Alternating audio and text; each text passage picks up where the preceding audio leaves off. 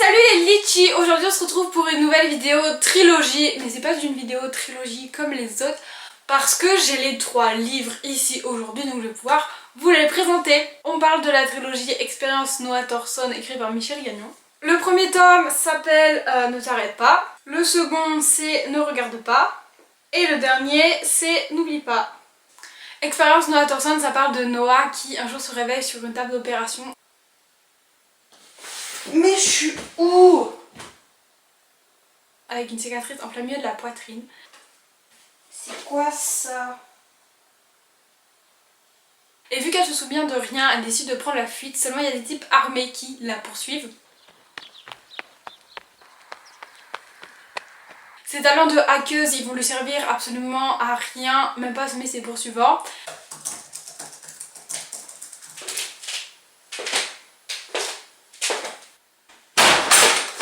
Donc elle doit demander de l'aide pour pouvoir sortir de ce pétrin.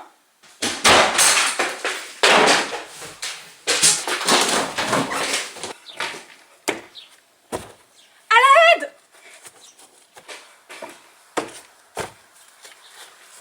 Et à côté de ça, il y a un certain Peter qui lui aussi se fait poursuivre par des types armés.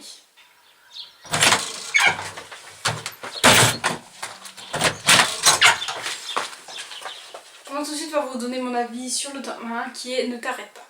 Alors ne sachant pas lire un résumé correctement, je m'attendais pas du tout à ce qu'on parle de piratage informatique dans cette histoire, mais ça a été une bonne surprise, une bonne découverte, donc je suis pour, surtout que l'auteur a investi du vocabulaire dans le bouquin et ça montre qu'elle a fait des recherches, ça montre que c'est pas un livre écrit comme ça à la va-vite, il y a des recherches derrière, mais vous ne serez pas totalement largué avec le vocabulaire parce qu'il y a un minimum d'explications pour qu'on comprenne relativement à quoi ça sert. Il y a de l'action parce qu'on va commencer à mettre en place l'ambiance du roman qui est quand même tournée assez action, assez mouvementée. On va commencer aussi à mettre l'histoire parce que l'histoire se fait à base aussi d'action et en faisant ces actions on va trouver des réponses à les potentielles questions. On va commencer à se poser aussi des questions, ce qui fait qu'il y a du suspense, donc il y a du suspense pour lire le second volume et pour aussi lire les chapitres avant. Mais je trouve que du passage du 1 au 2, il y a moins de suspense que du 2 au 3. J'ai eu un problème à un moment sur la description où se situent les personnages. Je ne sais pas pourquoi, il doit y avoir un trou quelque part, il y a un mot qui doit pas être bien placé ou quelque chose comme ça. Je sais pas si c'est la faute de l'auteur ou du traducteur.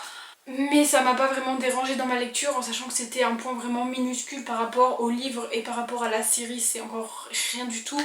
Donc ça m'a pas dérangée, néanmoins je tenais quand même à vous le dire que c'était un des seuls points négatifs que j'ai trouvé. Pour un point sur les personnages, je me suis vraiment beaucoup plus attachée à Peter qu'à Noah. J'ai trouvé Noah assez distante. Alors que Peter je le trouvais un peu plus chaleureux, un peu plus quelqu'un d'humain qui a plus une palette d'émotions à sa portée. Et surtout il y a des situations qui lui arrivent auxquelles sa réaction est totalement mesurée. On comprend beaucoup mieux sa réaction qu'aux réactions de Noah avec ses problèmes. Je vous parle du tome 2, Ne regarde pas. Dans le tome 2, j'ai mieux compris le personnage de Noah, j'ai mieux compris comment elle fonctionnait. Je ne sais pas si c'est parce que j'avais lu un tome avant ou c'est parce que le 2, le personnage est mieux décrit. Je ne sais pas, je ne pourrais pas vous dire vu que j'ai lu les 2 livres à la suite. Mais je me suis un peu détachée de Peter, peut-être parce qu'il est un peu en retrait par rapport à Noah, j'ai trouvé dans le tome 2. Le tome 2 est aussi un livre bateau, alors quand je dis un tome bateau, ça veut dire que l'histoire va pas avancer forcément beaucoup des masses. Et ça m'a pas vraiment posé de problème parce qu'on conserve quand même une part importante d'action et une part énorme de suspense parce que toutes les questions qui étaient dans le 1, on n'y a pas forcément répondu. Donc en plus il y en a 2-3 qui se sont rajoutées par des choses qui se sont passées. Et donc du coup, ça fait qu'il y a quand même une part de suspense et je vous l'ai dit tout à l'heure, il me semble que le suspense entre le 2 et le 3 est beaucoup plus important que le 1 et le 2. Vers la fin du livre, j'ai eu du mal à me configurer une image mentale de la description d'un espace fait par l'auteur, c'est-à-dire que le paysage décrit par l'auteur avait du mal à se reformuler dans ma tête. D'habitude j'ai aucun problème à me reconfigurer n'importe quel bâtiment avec la description que j'ai à m'apporter. Et là bizarrement j'ai eu vraiment du mal, je ne savais plus du tout où j'étais située, si le nord, le sud, enfin bref j'étais totalement perdue. Donc là il y a un peu un manque de description, de précision sur ce point là. On a accès au sadisme de l'auteur aussi dans le tome 2, je ne sais pas si c'est bien, je ne sais pas si c'est absolument nul. Voilà, ça va compliquer un peu la vie de nos personnages pour le prochain volume dont je vais vous parler tout de suite. Je vous parle du tome 3 qui est N'oublie pas.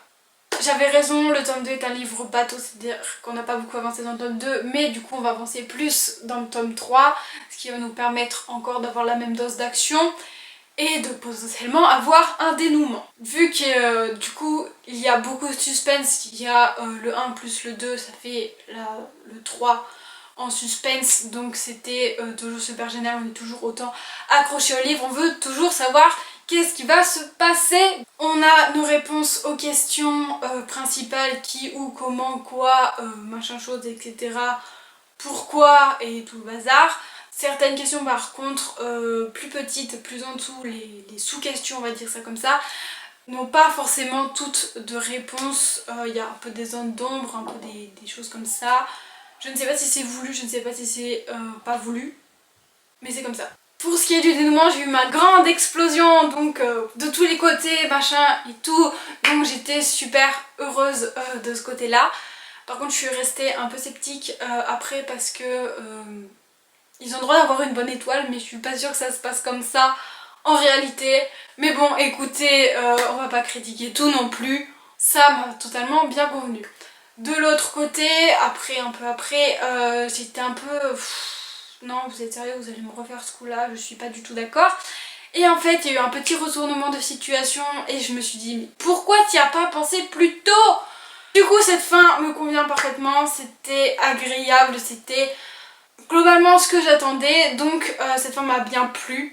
On va passer à la partie globale et je vais vous parler tout d'abord des personnages. Je me suis beaucoup attachée au personnage de Peter dans le premier tome, beaucoup de Noah à Noah dans le second tome, et du coup je me suis beaucoup attachée aux deux dans le 3, ce qui fait que la balance entre le 2 et le 1 ça faisait un peu comme ça, et du coup ça finit de stabiliser pour le 3. Donc ils sont vraiment très attachants, plus on lit de livres, de toute façon plus on s'attache aux personnages, techniquement parlant. L'intrigue est très bien ficelée, on va apprendre 2-3 petites choses à chaque chapitre, à chaque tome, pour finir sur un gros explosion, sur avoir toutes les clés en main pour résoudre nos questions, pour avoir les réponses, pour découvrir, ça va pas nous tomber dessus, on va vraiment aller gratouiller de part et d'autre, c'est cohérent les actions, donc c'est très bien ficelé, c'est très bien écrit, vraiment je vous la recommande juste pour l'intrigue. Pour ce qui est du dénouement, je vous l'ai dit tout à l'heure,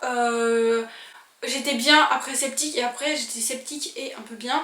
Donc écoutez, c'était un très bon dénouement, vraiment, ça s'est bien passé, je pensais que je m'attendais à pire que ça. Pour ce qui est du dernier chapitre, je suis pas du tout d'accord des 4 dernières pages parce que ça nous montre vraiment les rapports des personnages entre eux et je ne prévoyais pas ça comme destin pour leur relation. Après c'est un avis personnel, ça a rien changé à l'histoire parce que l'histoire était déjà finie depuis longtemps, c'est juste histoire de clôturer vraiment un passage de leur vie, donc ça pose pas vraiment d'énormes problèmes. Il y a quelques points négatifs quand même à vous citer, c'est qu'il y a un énorme manque de description dans le tome 2, surtout que j'ai pas réussi à me faire un espace mental de la description, avec la description de l'auteur par rapport à un paysage, donc moi ça m'a probablement un petit peu embêté pour lire le 2. Il y a aussi un petit passage comme ça dans le 1 par rapport aux distances entre les personnages et j'attendais un tout petit peu plus sur le dénouement. Après je pense que ces points négatifs ils sont dus au fait que je donne mon avis sur des livres. Quand un livre il est trop bien, il faut toujours aller chercher un peu la petite bête, un peu aller gratouiller un peu. Donc vous avez peut-être l'impression que je déteste ce livre, que vraiment c'est un livre où il faut pas lire parce qu'il n'y a pas assez de description, parce qu'il n'y a pas ça, mais vraiment c'est une série que j'ai adorée, c'est une série que je relirai là maintenant tout de suite parce que c'est une série que j'aime beaucoup. On frôle presque le coup de cœur avec cette série, c'est une de mes meilleures séries lecture de 2019, donc oui il y a des points, 2-3 points négatifs, mais c'est vraiment rien par rapport à ce qui vous attend au niveau de l'intrigue si vous ne l'avez pas lu. C'est une intrigue de malade, donc je vous recommande forcément cette série juste pour cette intrigue. Les personnages sont attachants, mais plus dans le tome 3, donc il va falloir vous lire le 1 et le 2, mais rien que pour les soirs, rien que pour être dans l'action, rien que pour avoir du suspense, je vous conseille fortement cette série. J'espère que cette vidéo vous aura plu, qu'avec le petit début comme ça vous aura pas trop dérangé. Je compte pas faire ça pour toutes les trilogies parce que là c'était vraiment une série qui me tient absolument à cœur, donc je me suis dit pourquoi pas faire ça, ça leur ferait peut-être un peu plaisir et puis moi aussi. Donc écoutez, j'ai fait ça, je ne referai pas ça pour toutes les trilogies. Et moi je vous dis bye, à la prochaine.